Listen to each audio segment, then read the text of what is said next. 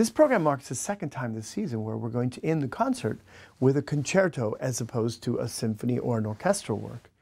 Dvorak had a lot of trepidation about writing a concerto for this particular instrument in large orchestra, thinking that there were going to be balance problems and that there were going to be issues that he didn't want to necessarily deal with as a composer.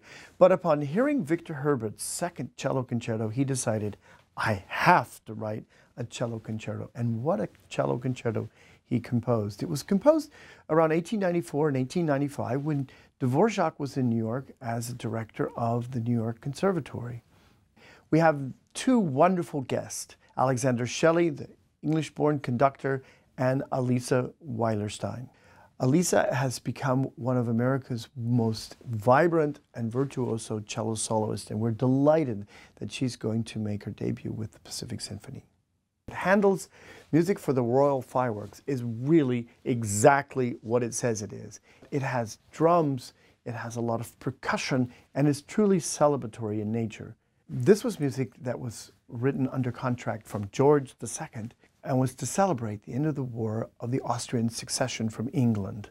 Interestingly enough, when this work was performed, there was such a clamor about it and such an excitement in London that there was actually a traffic jam. Well, not really traffic, but they were carriages and horses, and it lasted for 3 hours. 12,000 people attended this performance. You know, Debussy's La Mer was composed between 1903 and 1905. It began composing it in France and finished composing it on the banks of the English Channel. It is a three-movement work depicting the ocean. Now, I say that, it sounds very simple. It's a three-movement work depicting the ocean. But the subtlety, the detail, the colors, the feeling of moving of waves, the splashing, the feeling of ocean mist, how he depicts this in musical sound is really Debussy's genius. I know many artists who feel this is one of the greatest orchestral tapestries in the repertoire.